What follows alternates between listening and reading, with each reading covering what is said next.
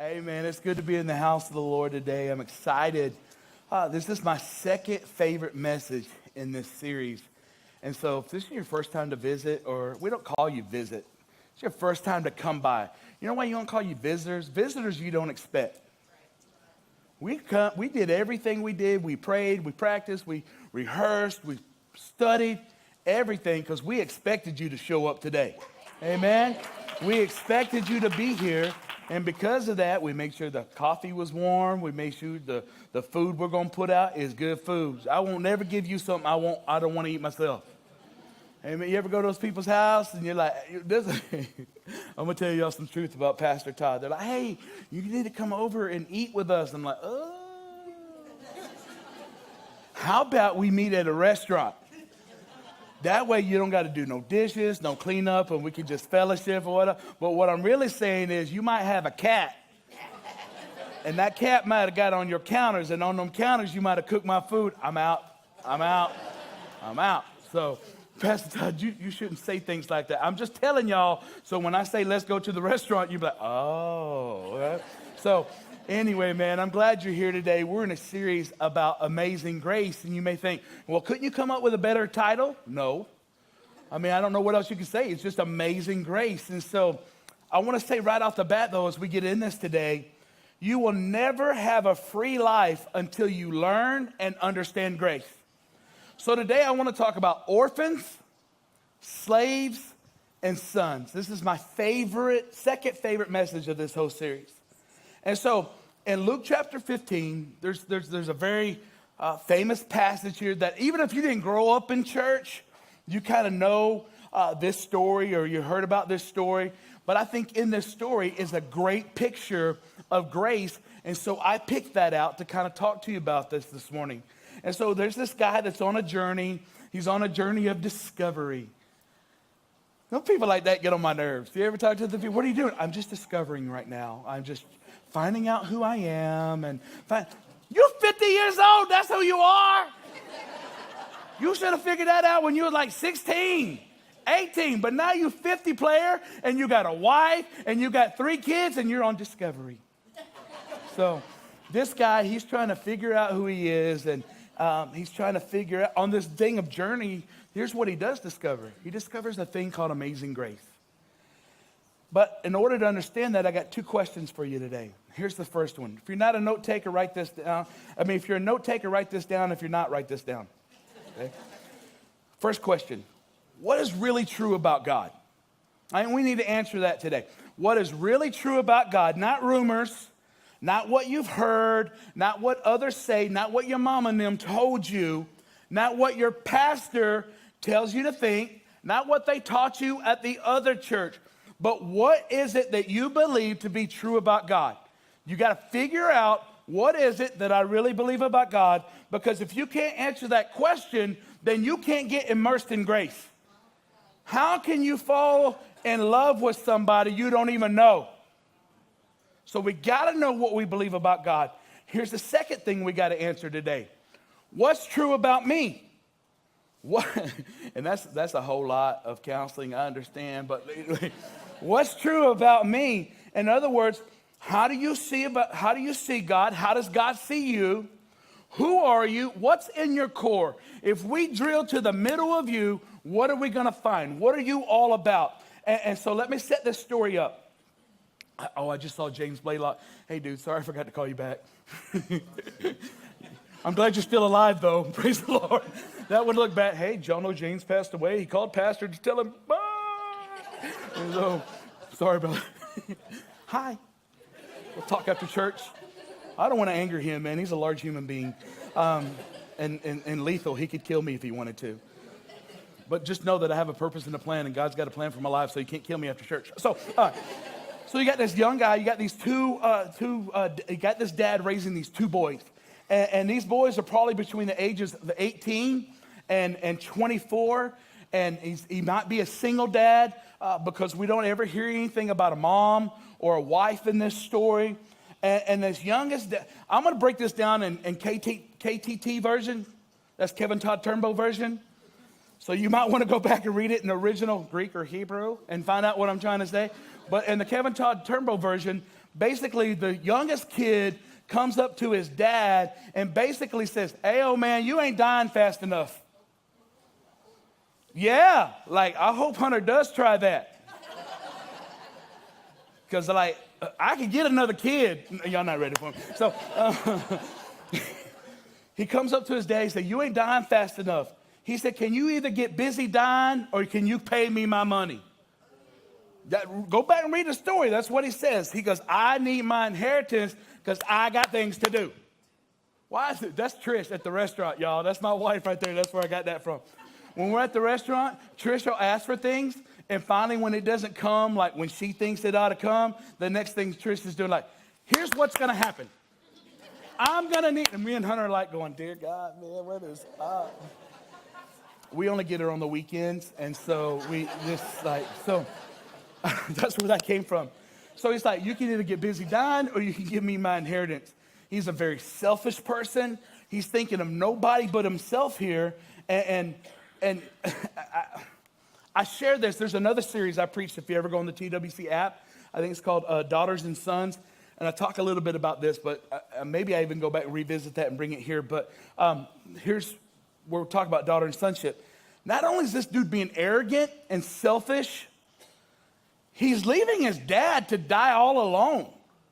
And in this time and culture, it was common to take care of your parents. And I know there's some people, you hear that? You hear that? You hear that? Yeah, I heard. He told me find you a good place to live. That's what I heard. No, so, but it was very common for you to take care of your mom and dad. And so not only was he saying, give me what I'm what's owed to me and hurry up and die, he's also saying, I'm going to walk out and I'm going to leave somebody else to take care of you. I'm leaving here and you're going to have to figure it all out. And I think, dude, what a cruddy son. What a terrible human being to be acting like this. And if you go a little further in the story, the same Jewish boy is now left his dad's house, and because he's grown, he thinks he's got player status. And so he just got, getting paid, getting money. See what goes through my head when I'm preaching? I either got that or what's that other dude, Gucci Mane? Y'all surprised I know that, right? I told y'all I grew up on the east side, folk. I was walking by a party the other day, and they were playing the Gucci Mane store on the way to the tech, and it was like, that was one of my favorite songs. Because it's like, I will go drunk and high, both. Y'all never heard that? With him and Drake, and they got the remix? Pray for me. So, anyway. Are you praying for me right now, Pastor Javi? You're not even going to pray for me? No, I'm searching the song. Oh, okay. So, you got this Jewish boy, and he spent all of his money, partying, living it up. If you go read, there's a word in there that actually says he's living life to the fullest, and he wastes everything, wastes his whole inheritance, and now you have a Jewish boy in a pig pen, and he's feeding. He's gotten so low that now he's feeding something he wouldn't even eat himself. Why is that important to you, Todd? And I don't have time to jump off in this foolish, but here's the thing. That's what sin does. Sin causes you to feed things you shouldn't even be touching. Sin will cause you to touch things, mess with things you have no business whatsoever messing with, but sin will take you there. It makes you do what you said you would never do, makes you stay longer than you ever intended to stay, and it makes you pay more than you ever wanted to pay. My pastor used to preach that to me all the time, and when I was a little kid, I didn't understand that statement. I didn't understand why Brother Bryant would get up and he would say, sin will make you stay longer than you want to stay, make you pay more than you want to pay, make you do what you thought you would never do until I was doing it. And I'm saying, how did I get here? How could I be raised in church? I got a great mom. I got a great dad. I just became a cruddy son. But here's the good. I went to church every Sunday, y'all. I would live like hell Monday through Saturday, but on Sunday, and I would invite Jesus in my heart every night. every night, because the Bible said Jesus is going to come like a thief in the night. I ain't going to miss it. I'm like, hey, rumors out that you might come tonight. I'm going to get this prayer broke down. I'm still with Trish. So she's going to kill me if she sees this. So I did all those things, but what happened is I got accustomed to living in a place I should have never been in the first place. And see, when you've been in dysfunction for a long, long time, dysfunction becomes functional, and you're the only one that... Everybody else tell, why are you so stupid? Why are you living like that? And you're like... You go Shanae from Martin? First off, let me tell you one thing. I'm not stupid, okay? Okay. You get like that, but the truth is you're dysfunctional. That wasn't in the first service. That just comes, you guys are pulling Martin out of me this morning. I don't know if it's the Lord, but I know Martin is here. And so he's doing these things, but then I love this because here's what the Bible literally says. It says that in the midst of doing all these dumb things, in the midst of being lost, the Bible says he comes to his senses. So I want to tell you this morning, if you've got lost loved ones or lost kids or a sister or an uncle or a brother or an aunt that you think, will they ever come back to Jesus? Can I tell you that I serve a God that can snap them back to come to their senses? And Luke 15, we pick it up, verse 17, it says this, humiliated the son finally, and this is Passion Translation, humiliated the son finally realized what he was doing, and he thought, there are many workers at my father's house who have all the food they want with plenty to spare. They lack nothing. Why am I here dying of hunger, feeding these pigs and eating their slop? You catch that? He wouldn't even eat the pigs, but now he's eating the things that, boy, I wish I could preach that. He says, I want to go back home to my father's house. And I'll say to him, Father, I was wrong. I've sinned against you. I'll never be worthy to be called your son. But please, Father, just treat me like one of your employees or one of your slaves. And so the son set off for home, and from a long distance away, his father saw him coming dressed as a beggar. And a great compassion swelled up in his heart for his son who was returning home. So the father raced out to meet him. He swept him up in his arms. He hugged him dearly and kissed him over and over with tender love. You've been taught that God is an angry God. You've heard that God is a judgmental God. I just read a scripture, not an opinion, but an actual word from God in red. Y'all realize the scriptures that were in red, Jesus said, y'all realize the one in the black, Jesus said, because he is the word. I just read a scripture where this person that you've been taught is angry and doesn't have grace is not only willing to forgive, but he's also sitting out on the porch expecting you to come back home. He's out on the porch saying, no matter where you've been, no matter what you've done, I'll still be sitting here when you get ready to come back home. And here's what we find out about how good our God is. If you take one step in his direction, I serve a God that'll run to you the rest of the way. Watch this, man. The son's all messed up. And he says, Father, I was wrong. I sinned against you. I could never deserve to be called your son. Just let me be. And that's how many of us come to church. We feel like we committed one of the big 10 sins because we've been taught that some sins are bigger than the other. If you had an abortion, that's one of the big 10. If you've been divorced, that's a big 10. If you've been involved in any kind of lewd act, that's one of the big 10. But I don't find big 10 in my Bible. What I find is all sin. All sin, not some sin. And it's real easy to find the alcoholic and the drug addict. And it's real easy to find the woman that got pregnant out of the wedlock. And it's real easy to point fingers at them where you got bitterness hiding in your own heart. It's amazing to me how judgmental we can get to other people. The only difference is their sin's going to pop up in 9 months and yours has been hidden for 9 years. I'm preaching better than you, amen. I'm going to give you truth whether you want it or not. You're like, this truth tastes nasty. I'm still going to give it to you.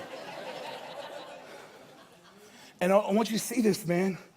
But if you feel like you've done that, then you probably feel like you're not worthy to be called son. And here's the bad news. You're right. You're not. But here's some good news. The good news is Jesus paid the price for all your sins so you could get adopted. He paid the price so you could be sons and daughters this morning. And that's the simplicity of the gospel of Jesus Christ, that what you've done doesn't have to be who you are when Jesus has already paid the price so that he that the Son set free could be free indeed. Hallelujah. And if you read this, we're going to jump in verse 22. It's almost like the dad is not even paying attention to what the son is saying. Look at verse 22. The father interrupted and said, son, you're home now. Turning to his servants, the father said, quick, bring me the best robe, my very own robe, and I'll place it on his shoulder. Because you know this boy, y'all, he been in the pig pen. Now, I don't do smells. And it's the difference between stink and stank. This boy stank. Like how many of you got kids that play football? You ever hug them after the game? Ooh. Boy, they sour and stuff. And Hunter's like, Dad, I love you. I said, I love you too, man. I love you a lot. Hug your mama. Hug your mama. But he said, bring me the best robe, my very own robe. Did you just catch that? My very own robe, and I'll place it on his shoulder. Bring me the ring, the seal of sonship, and I'll put it on his finger, and bring out the best shoes you can find for my son. Let's prepare a great feast and celebrate, for this beloved son of mine was once dead, but now he's alive again. He was once lost, but now he's found, and everyone celebrated with overflowing joy. That's what happens when one sinner comes home. What are you telling me, Todd? I'm telling you, people getting saved never gets old. Here's the issue. You'll never know that kind of grace until you can answer those two questions about what you believe about God and how you see yourself. I could preach about it, but if you don't know what you believe about God and you don't know who your identity is or what your identity is, then you're going to be messed up. So here's the truth. You're either an orphan, a slave, or a son. Well, I'm in church. I'm going to come to that here in a minute. Do you see the son chose to be an orphan? He chose to walk away. He knew that the choices had defined him. He knew the whole. Can you imagine how long that walk had to be from the pig pen? Because all the way home, he's got to rehearse his failures. All the way home, he's already having the conversation between him and his dad before he got there. You ever convinced yourself of a truth before it ever became a reality? This is what this young man's doing. I'll say this, Dad will say this. And I can't argue with him. I know I'm sorry. I know I messed up. I know I'm trash. I know all those things about me, so I can't blame him. I'll come in agreement with him, and maybe I can just get a job back at the farm, man. If I could just be a slave, man, I'll take being a slave over anything. But right now, all I know is I'm lost, and I got to find somewhere to put my head. Because he knows that his father had the right to disown him culturally, and his father has a right to do away with him biblically. He had every right to not even answer the door, but yet was on the porch with anticipation. And some of you are here this morning, and you've been orphaned, and it wasn't your choice. I'm talking about spiritually and naturally, but this guy had a choice. He said, all I can hope for after all I've done, the best I can hope for is maybe be a slave on my dad's farm, to be a worker on my dad's farm. But I understand I'll never be a son again, and that's okay. But at least I got somewhere to sleep, and I don't have to eat what pigs eat. Maybe I think something like this went through his head. Maybe if I go to the worship center enough on Sundays, And maybe if I serve in the parking lot or in Kids City, or maybe if I help make the coffee, or if I go to one of the community groups or the life groups, maybe I'll be a slave. And so I want you to know the biggest thing for you to being able to be immersed in grace is your identity. How you see yourself. See, you can listen to every message we have on grace week after week after week, but if you don't know who you are, if you're living like an orphan or a slave, you're never going to catch what grace is all about. You're going to miss me. I can spend 6 to 7 weeks preaching on grace, but if you don't know your identity, all this concept is going to be foreign to you. Are you catching what I'm throwing out this morning? So I want to help you get your identity right so you can get this message. Here's the first group I want to talk to is orphans. Our culture is full of orphans. If you're listening to the cry of this generation right now, this generation is looking for a dad. This generation is looking for fatherhood. Won't somebody love me? Won't somebody be my dad? Sociologists are saying from the ages of 10 to 20, the people nowadays have no idea where they're going. They don't know how to commit. They can't commit to a relationship. They don't trust anything. They don't see hope anywhere. Do you remember, I don't know how many of you catch this, when President Obama ran for office the first time, it was talked about how amazing how many young people for the very first time got out and voted. People that had never voted really didn't even know what the platform was, but they got out and voted for President Obama. And whether you're Republican or Democrat, irrelevant this morning, they all got out and voted for President Obama. For the first time, they all stepped up. You know why? He read his campaign on one word: change and hope, or hope. Hope. He promised hope, and they wanted hope so bad that whatever, man. No president had ever come on the scene and promised hope. Everybody went out in groves. There were people, all I need is hope. Everybody wants to belong to something bigger than what they are right now. I'm just telling you that this morning. And so even with our own kids, you understand as a parent, you're supposed to shape your children into what God has made them and not what you want them to be. Because I see those dads, man, I love football. I love me some football. I didn't love it so much yesterday at 11 o'clock to 3 o'clock. And some of y'all didn't love it later in the night. I had an argument with somebody yesterday. They're like, well, Ted got beat. I said, we were supposed to get beat. But you're number 6. False flag. Anyway, back here. I'm just teasing. I root for Texas 2 times a year, anytime they play Canada. Or Oklahoma. I'm sorry, my bad. Anyway, so y'all catch that on the way home. But God knit them in their mother's womb. And we say to our sons and our daughters, I see your passion. Let me help you become the great thing that God called you to be. And that your passion as a parent, that is with my son. Let me help you become that thing. Because if you don't tell your kids who they are, the drug dealer will.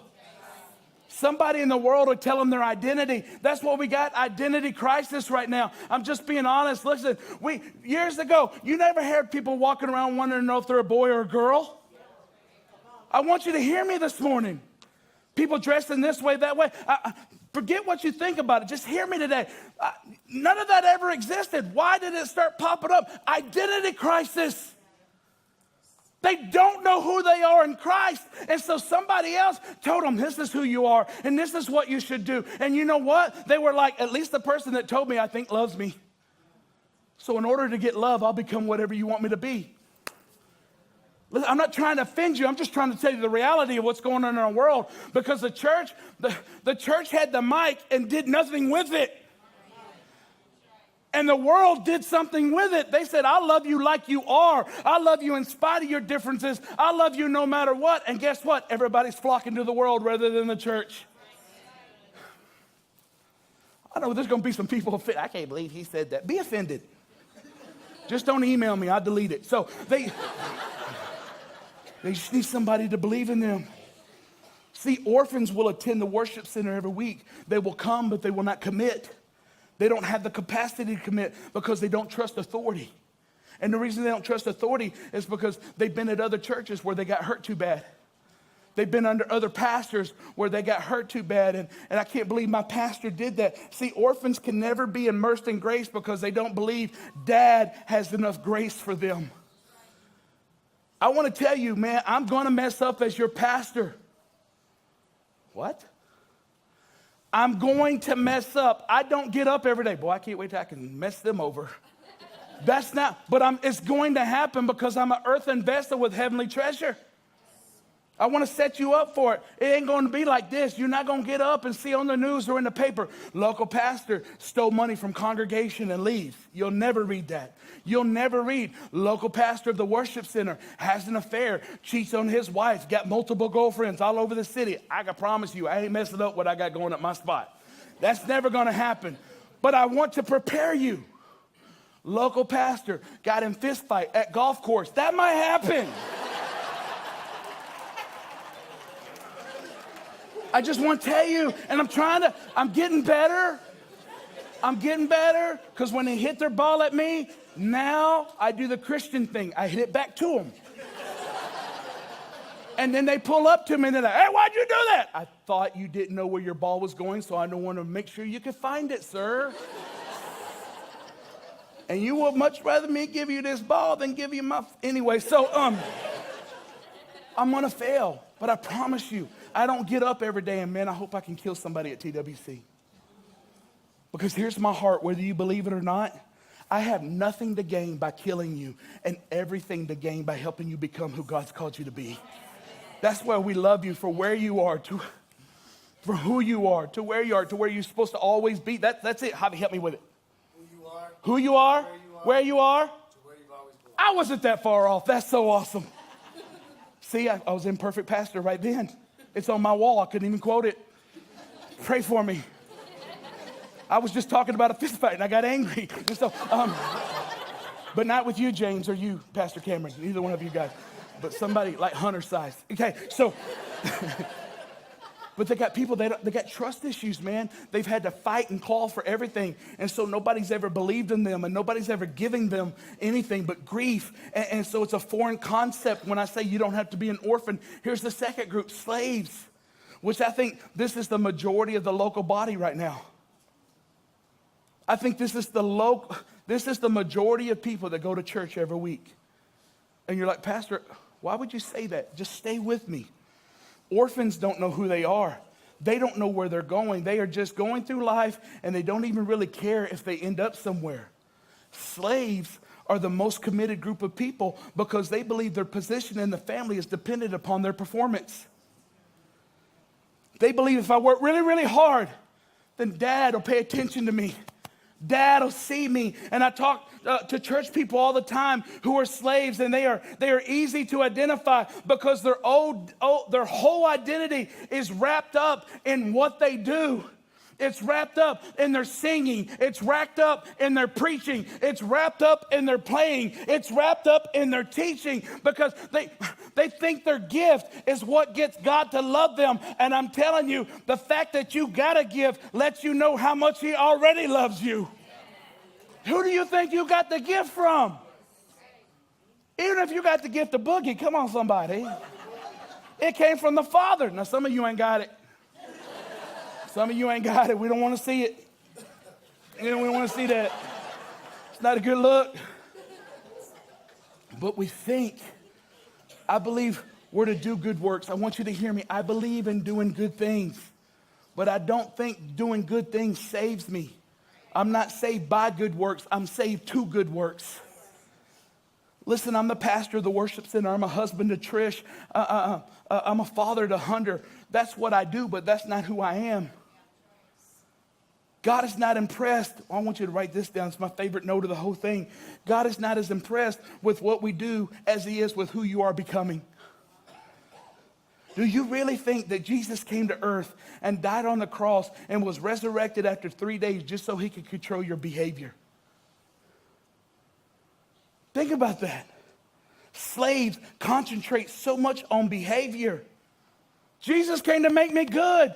Is that it? Is that all Jesus went to the cross for? Is to make you good? Is that all the gospel is behavior modification?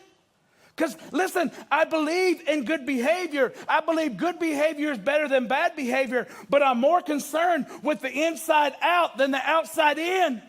I'm more concerned about a heart transformation than a robotic child, because if all you got is a robotic child, when the master's not around, he'll stray away and do what he wants. God is not interested in fixing your behavior this morning. He's interested in transforming your heart and renewing your mind. Because if he gets your heart, behavior will just follow. I said that last week. Trish has my heart, and because of that, I don't stray out.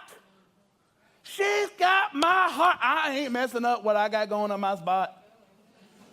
Mama been too good to me. I've been in this 27 years. I'm not messing up my stuff. Somebody said, well, they're going to get younger and prettier. Look, Pastor Todd, you might get, my daddy used to say it this way. They'd tell my dad, Galen, one day you're going to want 220 years old. My dad would say, I'm not wired for 220 anymore. Anyway, so I can barely spark a 110. Anyway, so my dad has some stuff, y'all. I'm going to tell you that right now. Here we go. God's not concerned with modifying your behavior. He wants to change your heart. Are you catching this? I expect my son to mess up. I expect him to mess up, but I'm seeing past his behavior to actually what's happening into his heart. I want Hunter to be a son, not a perfect little person. Jesus didn't come to earth to control our behavior. He came to earth for something much bigger than that. He came to adopt us and make us his own. Now, how many of you believe this? Do you think parenting is a shadow of our relationship with God? I do. I do with all my heart. Hunter is 18 years old now. Hard for me to say that. He voted for the first time yesterday. My heart was so excited because I'm one of those guys, quit griping if you're not going to cast a ballot. Pastor Todd, you hurt my feelings. Okay, well, let your feelings be hurt. If you're going to be so lazy you can't go vote, then quit griping. That's not your place to tell me. Well, then it's not my place to listen to your gripe either. I'm going to email you. I'll delete it. So, dude, listen to me. Hunter is 18 years, and in 18 years, my boy's had some good days, and he's had some bad days. But even on his bad days, his name is still Hunter Todd Turnbow. His identity doesn't change because he had a bad day. He's not a slave. He's a son. Are you catching what I'm telling you? Because his behavior, am I disappointed? Absolutely, I'm disappointed, but my love's never changed. It's not like he's going to come home and the house is going to be all boarded up until he graduates. And then, we ain't having no boomerang kids at my house. Y'all know what that is, right? You send them out and they come back home. You're like, oh, this is not Australia, buddy. There's no boomerangs here. So slaves, if I stop performing and stop behaving, then God is not going to, he's going to give his attention to somebody else if I'm not that hamster on the wheel. Remember? He's going to look at somewhere else if I'm not doing that. He's going to give his attention. Listen, you will never be immersed in grace if you're living like a slave. You will never enjoy the land all the land your daddy owns if you're living like a slave. I started my walk with Jesus as a slave. Man, I worked and worked and worked because I knew I'd wasted so much time. I knew I'd done so many dumb things, and I thought if I work harder, then I'll get saved, or he'll love me more, and he'll see that I'm really committed this time. And I started as a slave, but you know what happened? Somewhere along the way, I became a son. And I'm telling you, it's so much better in sonship than it is slaveship. I'm going to tell you a little bit about sonship, and then I'm out of here. The law still has a purpose. I talked to you about last week about being married to the law or to Grace, your husband. The law still has a purpose. It still has a function. I told you I was going to tell you a little bit about it. What it does is the law shows us that we need a Savior. The law shows us that we need Jesus, and then we are saved by grace, not by works, lest any man should boast, is what Paul said. But the law, what it does is show us our sinfulness, that we can never be good enough, and so we find grace. Let me show you what grace is. Galatians chapter 4, verse 1. In a similar way, God has promised our ancestors something better. But as long as an heir is a minor, he's not really much different than a servant. although he's the master over all of them, for until the time appointed by the father, when he comes of age, the child is under the domestic supervision of the guardians of the estate. So it is with us. When we were juveniles, we were enslaved under the hostile spirits of the world. But when the era came to an end and the time of fulfillment had come, God sent his son, born of a woman, born under the written law. Yet all of this was so that he could redeem and set free all those held hostage to the written law, so that we could receive our freedom and full legal adoption as his children.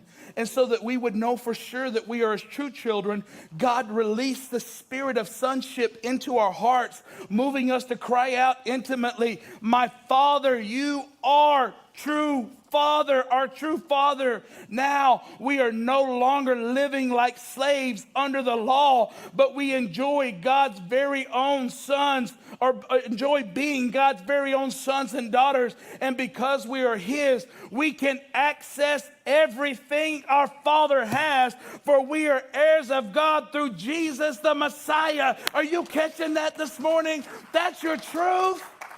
I gave you truth, man. You have been adopted, and nobody gets adopted by accident. Nobody walks into an orphanage or an adoption agency, walks out with a kid like, "I did not see this coming." Now, you can come home from work, and you can see that stick with them 2 lines in it. I knew we were practicing. I just didn't know we was playing the field for real now. I didn't know we'd moved from the practice field to the game field. And now that's a surprise. But you don't get surprised when you adopt. You know exactly what you were getting into. God knew exactly what he was getting into. Come on, somebody. He knows how many diapers he's got to change. How many late nights. Oh, thank you, Lord.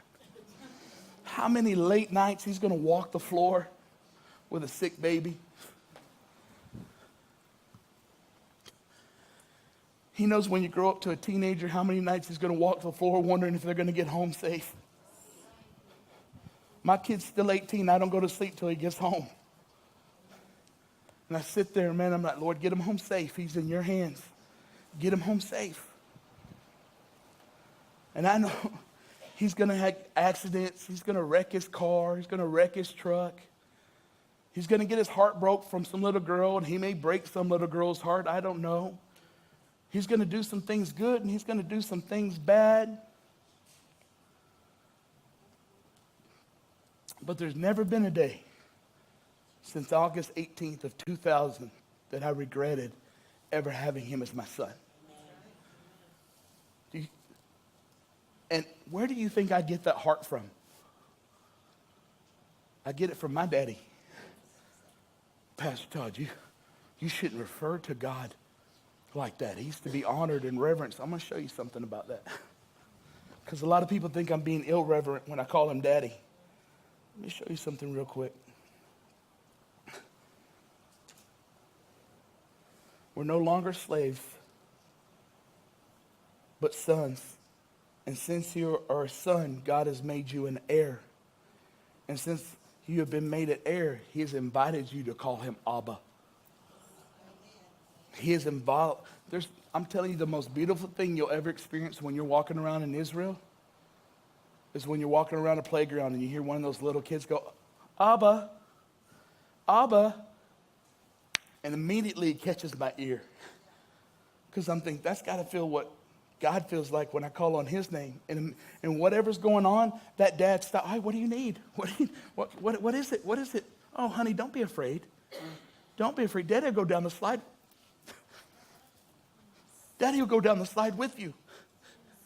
Don't be afraid. I'll sit in the swing with you. It won't go too high. If it goes too high, it's okay. I'll be there with you." Where do you think we get that nature from? It's from our daddy in heaven. And you can only know that nature when you've decided to be a son or a daughter and quit being an orphan and a slave. Because if you don't change the mentality of being an orphan or a slave, you'll never know what it means when I say amazing grace. You won't be able to receive it. Because you can't receive something you don't understand from somebody you don't know. There's still things in the Bible I don't understand, but I'm so glad I don't have to understand them to receive them. I don't care how long I preach this gospel. If I get to preach till I'm 80, that'd be awesome. I don't know, but I think when I'm 80 years old, I'm still going to be wondering, what does John 3:16 really mean? I'm so glad I don't have to understand its true meaning to be a recipient of what it does in my life. But you know how that happens? That happens when you're swinging and you swung high enough that when Dad says he's going to catch you and he catches you, and that behavior happens every time. So now you just swing with full abandonment because you just know that Dad's going to trust you.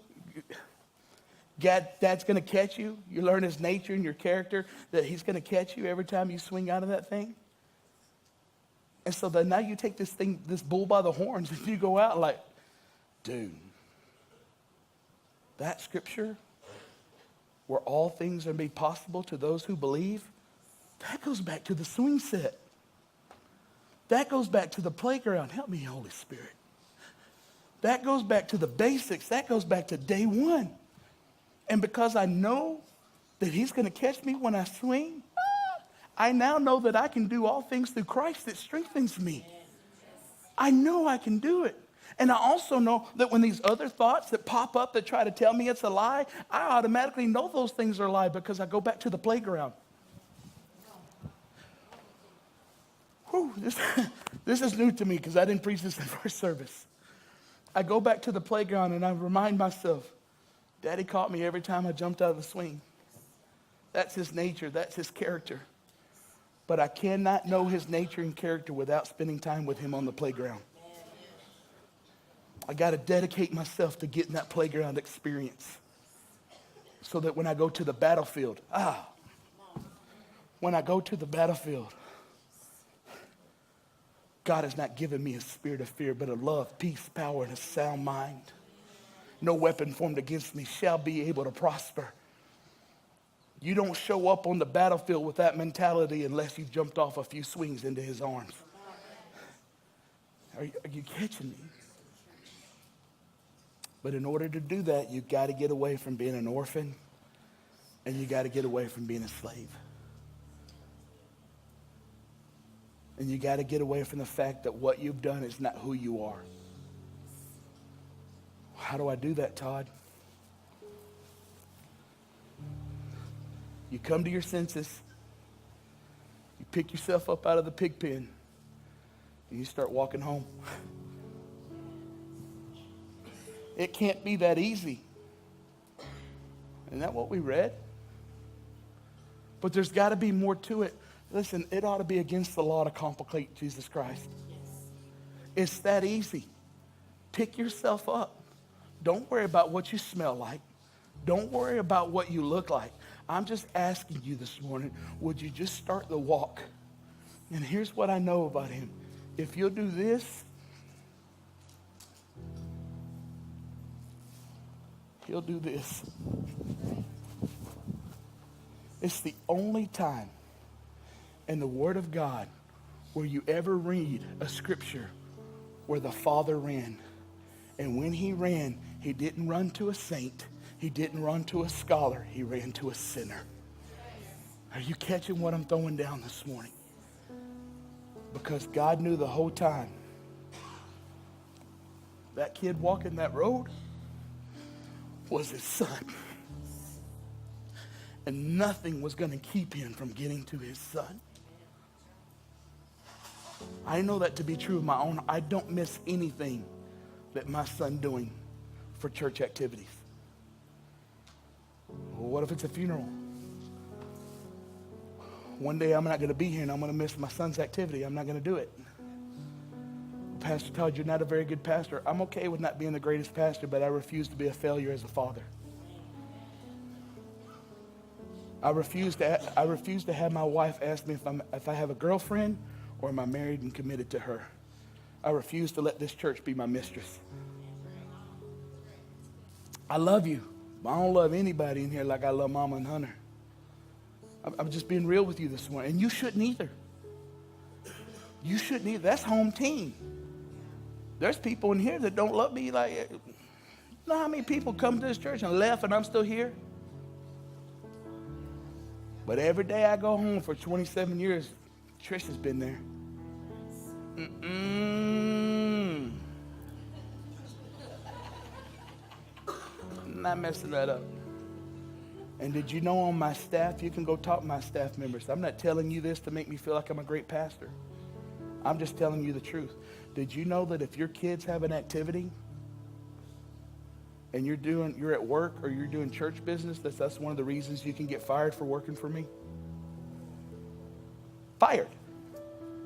Oh, you'll talk to them. Yeah, I'll talk to them while I'm firing them. Because I let them know when they come here, your first ministry is to your house. And if you mess that up, then everything else you'll do will be messed up. And I don't want a messed up church because you got a messed up family. You hear what I'm telling you? And that's the truth. Ask my guys. And it's hard, too, when you got somebody like Javi. Javi got like 18 kids. And now Pastor Shane, he got 3, and he's adopting what he's missing. I mean, he just like... So he got 5. I mean, it's like the Partridge family over at his house, man. I mean... And that's okay. Miss days at work. Don't miss days with your family. And I'm telling you, we've wasted too many days not spending time with our dad. And it's time to quit worrying about what you smell like. Quit worrying about your look. I just want to know, are you willing to make that walk home?